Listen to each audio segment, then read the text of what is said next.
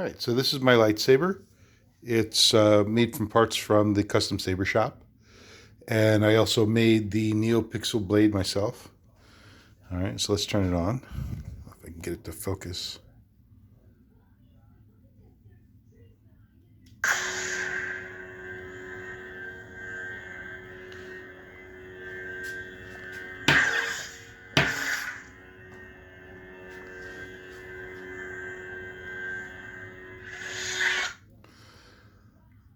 So I have a Proffie board in there.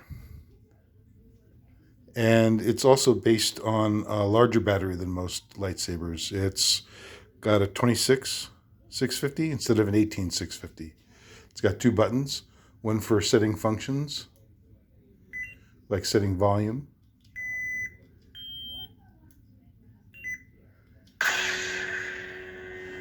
and it can do blaster effects.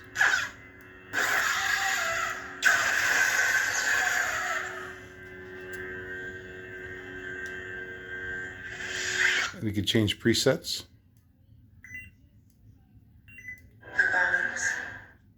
So now instead of a blue blade, we've got a green blade.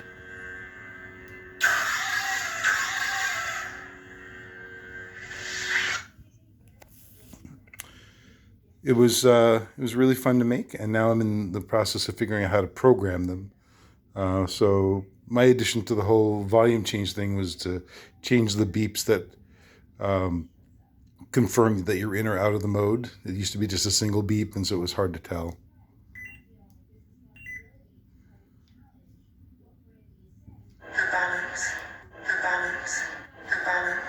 Purple haze. So there's different sounds in a purple blade. But anyway, I mean, all Neopixels can change their blades.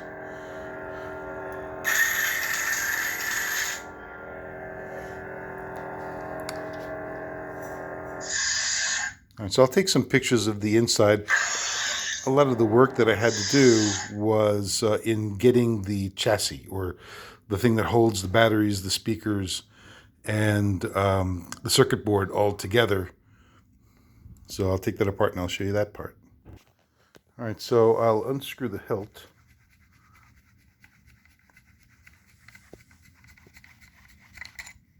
All right, so once you take that apart, inside there is the speaker.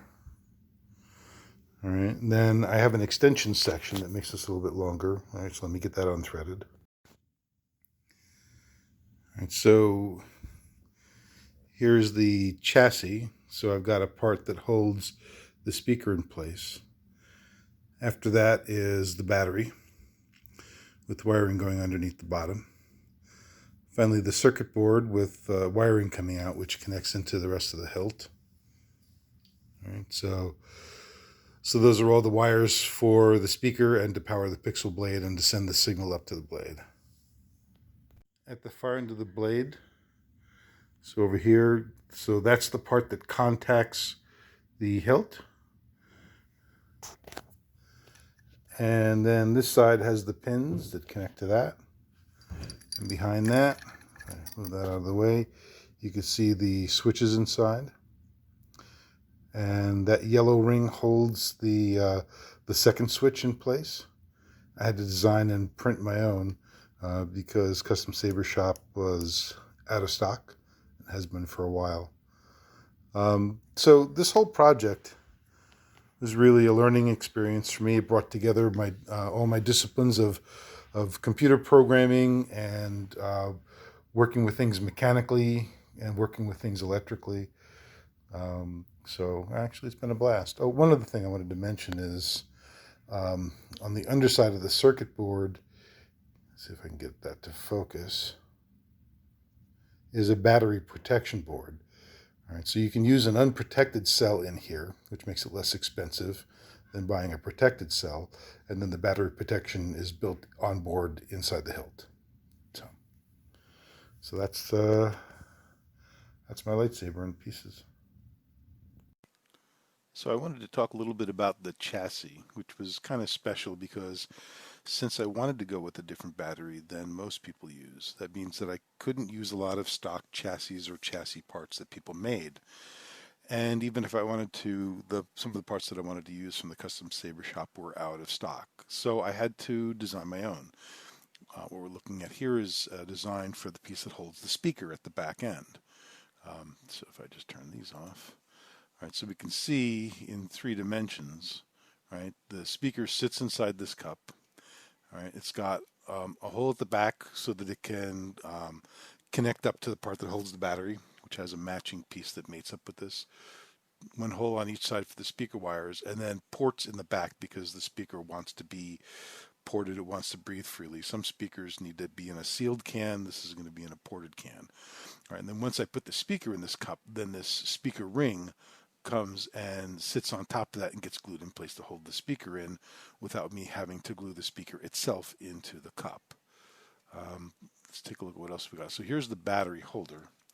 So the battery sits in this piece in the bottom of it, and the top of it will actually be held in by the circle of the inside of the hilt itself.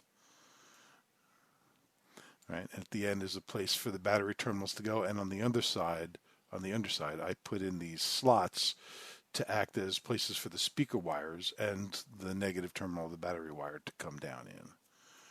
And then finally, I've got some other parts that are the rest of the chassis. So here's the piece over here that holds the circuit board. Then there's a piece that mates up to the back of the speaker on one side and the battery on the other side. And then finally, there's a little ring to support this circuit board on the far end. And then this is where the circuit board, this piece, plugs into the back of the battery. So it goes like in this order: speaker, then speaker to battery adapter, then the battery holder, then from battery to circuit board adapter, and then the circuit board, and then finally this ring at the end so that the circuit board is supported on both sides. A fair question might be, why go through all the effort to design your own chassis from the speakers all the way to the circuit board and out the other side? Why go through all that trouble when there's some pre-made chassis? And so to answer that question, I wanted to compare an 18650 battery with a 26650 battery. So the one on the right is one that a lot of people use, and the one on the left is what I wanted to use. I've heard stories of a few people who've used it. And the reason is the Neopixel blade. So a Neopixel blade pulls a lot of energy, enough that it could drain a standard battery in about an hour's time, depending on blade brightness. The one on the left, the 26650, will run for probably twice as long, maybe even slightly longer. Because you could take a look, that's a lot of added surface area when you consider it's almost like having a slightly longer AA and comparing it to a C cell or even actually more like a D cell battery. So that's the reason why. One other note on getting batteries: get them from a known good source, get them from a known good name. Don't buy the Chinese batteries on Alibaba unless you're buying them direct from a manufacturer. And even then, who can tell? So it took me a little while to source batteries. The 26650s are not easy to find. So be patient. I could probably list some sources. If I post this on YouTube, I will. Anyway, be cautious about batteries. The Chinese batteries will claim immense capacities and deliver none of it. And look at what just came in the mail today. I wanted to add this on to the end of my video. Something new from the Custom Saber Shop. It's finally back in stock. This beautiful blade holder, which is, like maybe more in the style of Obi-Wan. I'm going to use that to replace the one that I had there. I've been waiting for this to come back in stock for ages, and here it is. I can't wait.